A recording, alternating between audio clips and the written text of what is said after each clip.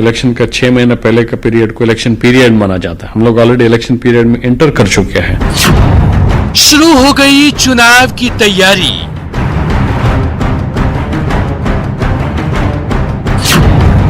DM SP को दिए गए निर्देश।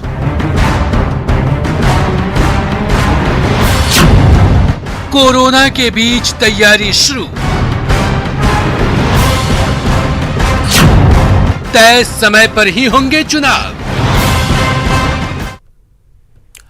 नमस्कार, बुलेटिन में आप सबका स्वागत है। मैं हूं आप सबके साथ अनूप। सबसे पहले बात कोरोना के बीच विधानसभा चुनाव के सुगबुगाहट की। बिहार विधानसभा चुनाव की तैयारियां शुरू हो गई है। मुख्य चुनाव पदाधिकारी ने आज सभी जिलों के डीएम एसपी के साथ वीडियो कॉन्फ्रेंसिंग की और चुनाव की तैयारियों में जुट जाने का निर्देश दिया। साथ ही कहा कि voter list, voter I card और ईवीएम की स्थिति की जानकारी जल्द से जल्द उपलब्ध कराया जाए। साथ ही मुख्य चुनाव पदाधिकारी ने कहा कि कोरोना के कारण चुनाव की प्रक्रिया में कुछ बदलाव होगा। हालांकि तय समय को लेकर उन्होंने कुछ भी साफ साफ नहीं कहा।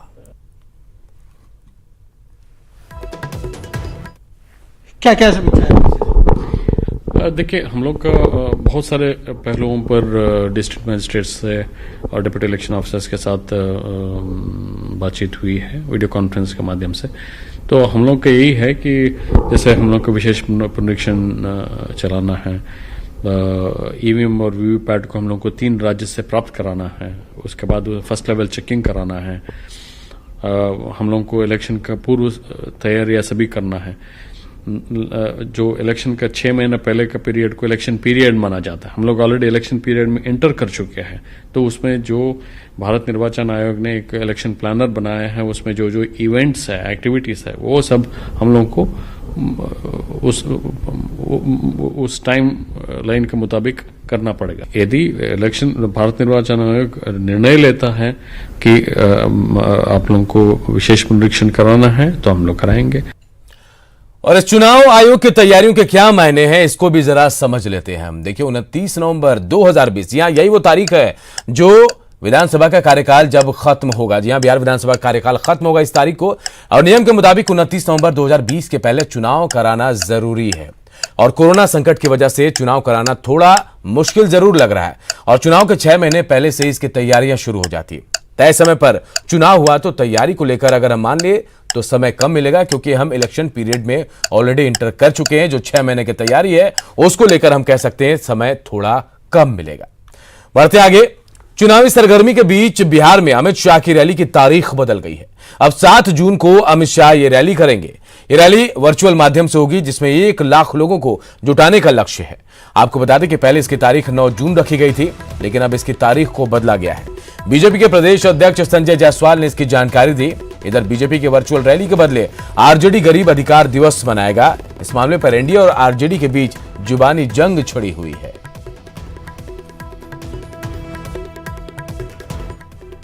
तेजस्वी यादव के पास कोई कॉन्सेप्ट है ही नहीं। निश्चित तौर पर तेजस्वी यादव भारतीय जनता पार्टी की और हमारे आदरणीय प्रधानमंत्री श्री नरेंद्र मोदी जी के कॉन्सेप्ट की चोरी कर रहे हैं। मुझे ये नहीं समझ आया कि लल बबुआ को इतना क्यों वैल्यू दे रहे हैं। बच्चा लोग थाली उंगली न बजाएगा और क्या करेगा, और किसको जागृत करेंगे। थाली बजवाना है तो होटवार जेल के बाहर में जाके बजाएं जरा अपने पिताजी के लिए। वो भूखे लोगों को संदेश देना चाहते हैं कि हमारा पेट भूखा है, परिवार भूखा है, हमें रोटी चाहिए। तुमने 3 महीने से हमें रोटी नहीं दिया, हम भूखे हैं। और यह संदेश देना चाहते हैं लोग 9 तारीख को। इसलिए उनका पहले ये कथन कि उनके कार्यक्रम का नकल है, उनके कार्यक्रम का चोरी है, तो ये कार्यक्रम पहले भी चले हैं। और देखिए, जरा समझते हैं कि आखिर आरजेडी में इसे लेकर विरोध क्यों हो रहा है। यह समझने की बेहद जरूरत है। चुनावी साल है और इस चुनावी साल में सियासत को साधने की पूरी कोशिश हो रही है। अधिकार दिवस के बहाने मुद्दे की तलाश की जा रही है और यही मुद्दा आगे काम आएगा। एनडीए सरकार पर हमला इसी का एक बड़ा कारण माना जा रहा है। लगातार वार कर दबाव बनाने की कोशिश की जा रही है आरजेडी की तरफ से, विपक्ष की तरफ से। चुनाव के दौरान इसके फायदे की भी उम्मीद है। ऐसा माना जा रहा है कि कोरोना काल है, इस दौरान लोगों के साथ मिलने जुलने में दिक्कत है, लेकिन वर्चुअल रैली अगर होती है तो जिस प्लेटफॉर्म पर यह रैली होगी उसमें विपक्ष काफी पीछे और बीजेपी काफी आगे, ऐसा माना जा रहा है। गोपालगंज ट्रिपल मर्डर केस को लेकर विपक्ष मोर्चा खोले हुए। विधायक की गिरफ्तारी को लेकर सरकार और प्रशासन पर सवाल खड़े किए गए, लेकिन बयानों के सिवा कुछ हासिल नहीं हुआ है।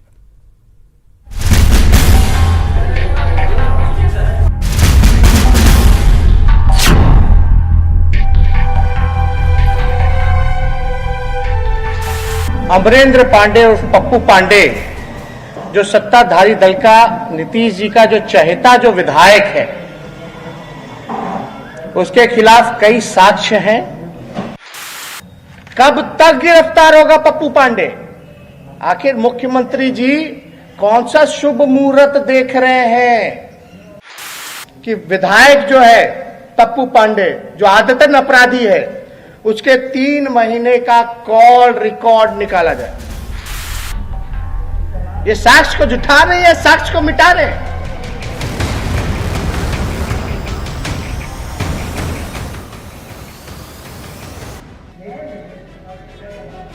एक के बाद एक आरोपों की झड़ी लगाते तेजस्वी ने सरकार को लॉ एंड ऑर्डर मामले में फिसड्डी करार दे दिया। नीतीश राज में अपराध का पुलिंदा लेकर तेजस्वी पूछते रहे कि गोपालगंज मर्डर का आरोपी विधायक गिरफ्तार कब होगा।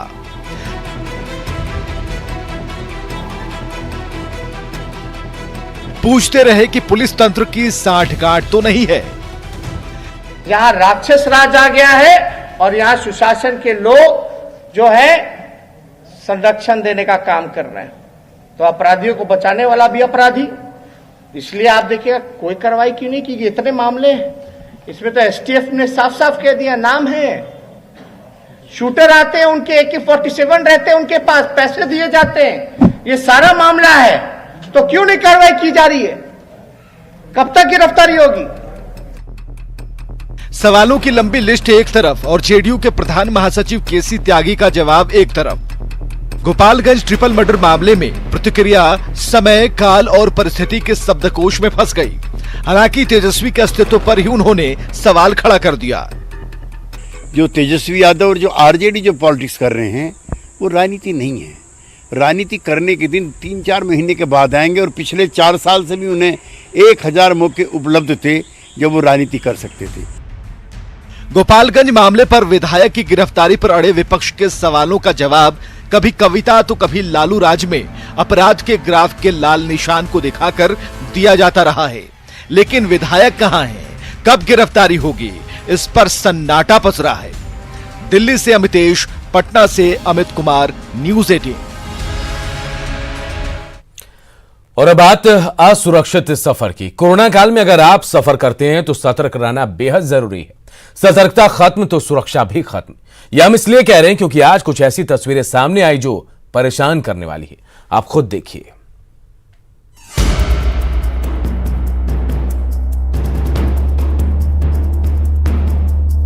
अनलॉक 1 में शर्तों के साथ छूट दी गई है ताकि जिंदगी पटरी पर सही तरीके से उतर सके। सार्वजनिक परिवहनों को भी इसके लिए इजाजत दी गई है। बसें चलने लगी है और लोग यात्रा भी करने लगे हैं, लेकिन कुछ जगहों पर लोग नियम को खुलेआम तोड़ रहे हैं। पटना से जो तस्वीरें आई है वो चौंकाने वाली है। हालात ये है कि सरकारी निर्देशों का पालन नहीं कर सवारियों को बसों में भर भर कर बिठाया जा रहा है। आलम यह है कि सवारी बसों के छतों पर भी बैठे हुए दिख रहे हैं। अभी आप देखिए, एक तस्वीर आपको सबसे पहले हम दिखाएं। ये पटना बाईपास का इलाका है जहां पर आप देख सकते हैं कि ये एक बस है और इसमें किस तरह से जो पैसेंजर्स है उनको बिठाया गया है। गाइडलाइन जो दी गई है परिवहन विभाग की तरफ से कि कोई किसी भी बस में एक सीट पर एक लोग को बिठाया जाएगा। और तस्वीर आप देखिए, यहाँ पर सीट तो छोड़ दीजिए, बस के ऊपर भी आदमी यहाँ पर जो पैसेंजर्स हैं वो बैठे हुए हैं। हालांकि पटना के अलावे अन्य जगह ऐसी स्थिति नहीं दिखी। पूर्णिया बस स्टैंड पर बसों की साफ सफाई तो हो रही है, लेकिन यात्रियों की संख्या काफी कम है, जो बस मालिकों की मुश्किलों को बढ़ा रहा है। हमें तो ऐसा लग रहा है कि इस महामारी से लोगों में भय पैदा हुई है, जिसके कारण अभी वो खुल के बाहर नहीं आ रहे हैं। साथ ही सरकार की जितनी भी सरकारी संस्थाएं हैं वह भी अभी अच्छे ढंग से कार्य में है नहीं। नवादा में पब्लिक ट्रांसपोर्ट की सेवा बहाल कर दी गई है। 2 महीने के लंबे अंतराल के बाद बस सेवा शुरू होने से यात्री खुश दिखे, वहीं व्यवस्था भी संतुष्ट करने जैसा दिखा। इस तरह से तो बहुत अच्छा है, ऐसा ही रहना चाहिए। जब तक कोरोना का इन्फेक्शन है 1-2 साल वर्षों तक, तब तक हम लोगों को इसी तरह से जाना चाहिए, आना चाहिए। मेरा हाथ टूट गया था और लॉकडाउन की वजह से हम इलाज नहीं करा पा रहे थे, गाड़ी की परमिशन नहीं मिल पा रही थी, जाने में प्रॉब्लम था। अब गाड़ी चलने से हम डॉक्टर के पास इलाज के लिए जा पा रहे हैं। जरूरी काम के लिए लोग निकल ही रहे हैं, और अगर सरकार इस चीज़ को, परिवहन विभाग को ये निर्देश दिए गए हैं, उसके अकॉर्डिंग लोगों को ये रखना चाहिए, सोशल डिस्टेंसिंग के साथ उनको सफ़र करनी चाहिए। सर समस्या तो अभी ऐसे कुछ अभी पता नहीं चल रहा, चलना पड़ रहा है, अब चलेंगे तब पता चलेगा। अभी इतना पैसेंजर में गाड़ी का डीजल भी नहीं आ पाएगा, तो दिन भर चलने के बाद पता चलेगा कि और कितना नुकसान होगा या इसमें बचेगा। सोशल डिस्टेंसिंग और नियम पालन कोरोना से बचने का जीवन का मंत्र है। जरूरी है इसे पालन कर जरूरी यात्रा करें, ताकि वायरस पर विजय पाने में थोड़ी मदद मिल सके। न्यूज 18 के लिए नवादा से अनिल विशाल, पूर्णिया से राजेंद्र पाठक के साथ पटना से साकेत कुमार की रिपोर्ट। और देखिए, लोग जान जोखिम में डाल रहे हैं, समझते हैं कि आखिर यात्रा जरूरी है, लेकिन आफत में डालकर नहीं। जी हाँ, लोग जिस तरह से सफर करते नजर आ रहे हैं, ऐसा लग रहा है कि वो जान आफत में डाल रहे हैं। छत पर यात्रा करना कहीं से भी कोई इसे समझदारी नहीं कह सकता। जो भी इसे देख रहा होगा, सुन रहा होगा, समझ रहा होगा, जान रहा है कि आप कोरोना को खुद दावत दे रहे हैं। और देखिए, सोशल डिस्टेंसिंग सबसे बड़ा हथियार है। भीड़ से बचेंगे तभी इस वायरस से बच पाएंगे आप। दूरी बनाकर सुरक्षा के साथ यात्रा करना अभी बेहद जरूरी है। प्रशासन को भी इस पर ध्यान देना होगा, तब जाकर हम कोरोना पर लगाम लगा सकेंगे। नहीं तो हम कह सकते हैं कि हम शायद खुद कोरोना को आमंत्रण दे रहे हैं। इधर बिहार में निवेशकों को लुभाने के लिए नीतीश सरकार ने बड़े कदम उठाए। बिहार में 13 और नए औद्योगिक क्षेत्र का निर्माण किया गया है, लेकिन विपक्ष इसे एक चुनावी शिगुफा बता रहा है। रिपोर्ट देखते हैं। कोरोना संकट को अवसर में बदलने की पहल नीतीश सरकार ने तेज कर दी है। उद्योग जगत को बिहार में उद्योग लगाने के लिए सबसे बड़ी समस्या जमीन को लेकर होती है।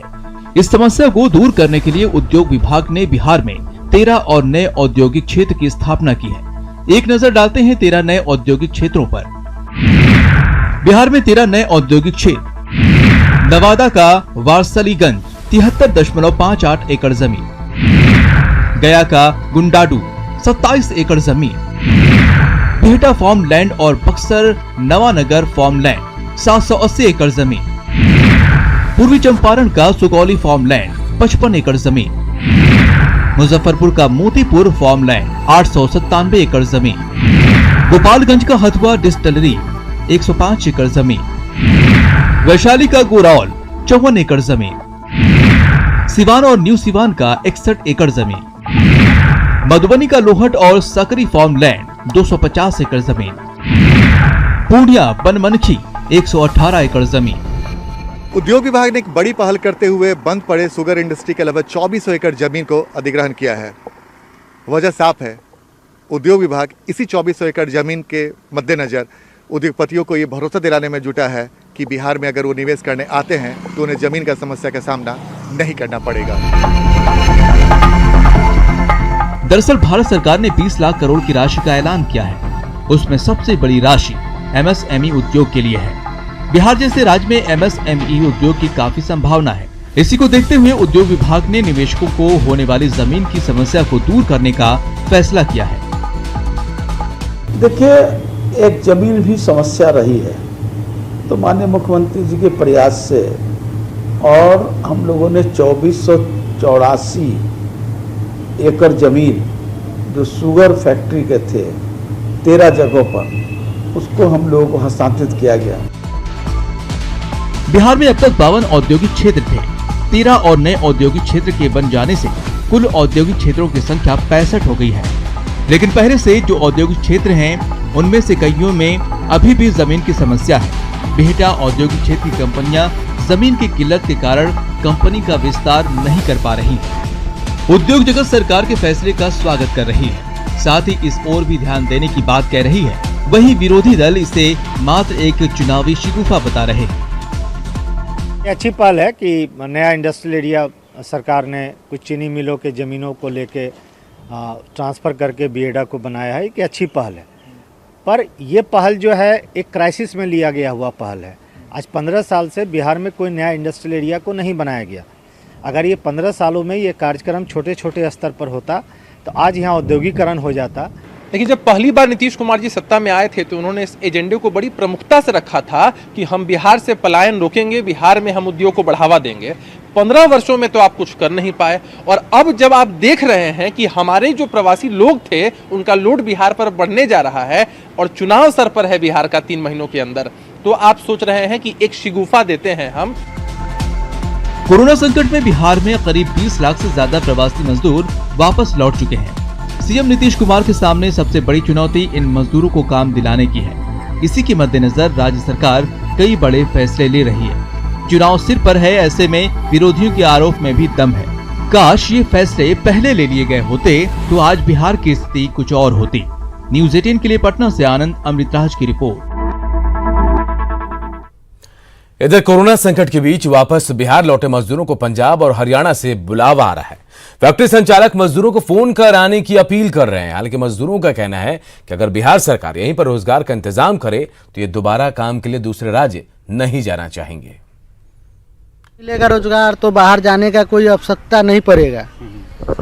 यहाँ खाने के लिए तो है कि कुछ है ही नहीं, इसलिए हम लोग बाहर जा रहे हैं। वहाँ रोजगार में अच्छा मिलता है पैसा कौड़ी, तो उसमें हम लोग सोचते हैं कि बाहर में ही रहें, पर यहाँ मिलेगा रोजगार तो हम लोग बाहर जाना नहीं चाह रहे। यह बेला फैक्ट्री चालू कराया जाए और लेबर को यहाँ पर ही मजदूरी दिया जाए। बाहर नहीं, बाहर जो है वो मेरे यहाँ का जो है वो यहाँ आए और यहीं पे रहे, और यहाँ का जो भी फैक्ट्री है, कारखाना है, वो चले, जो हमको यहाँ से बाहर जाने की ज़रूरत ही नहीं पड़े।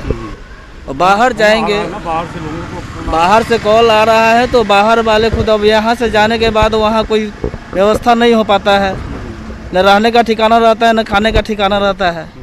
उससे अच्छा है कि अपने यहाँ बिहार में ही उसका व्यवस्था किया जाए। और चलिए इस खबर के मायने को भी समझते हैं। संकट काल में बाहर से लौटे प्रवासी हालात को बेहतर तरीके से जान रहे हैं। कोरोना काल में मुश्किल हालात में ये बाहर से बिहार लौटे, फिर से बाहर जाकर ये वापस फंसना नहीं चाहते हैं। और जीवन के लिए काम जरूरी है लेकिन जान भी बेहद जरूरी है। इस बात को अच्छी तरह से ये प्रवासी समझते हैं। राज्य में रोजगार की व्यवस्था होगी तो ये खुद खुश होंगे और मददगार भी होंगे, और कहते हैं कि अगर राज्य में व्यवस्था हो जाएगी तो शायद अर्थव्यवस्था को मजबूती देने में इनका भी अहम योगदान होगा। इधर करीब 2.25 महीने बाद फैक्ट्रियों के मशीनों की आवाज गूंजने लगी है। श्रमिकों के चेहरे पर रौनक लौट आई, लेकिन उद्योग जगत और फैक्ट्री संचालक दोनों ही मानते हैं कि हालात सुधरने में अभी समय लगेगा। रांची से सहयोगी संजय सिन्हा की एक्सक्लूसिव रिपोर्ट देखिए।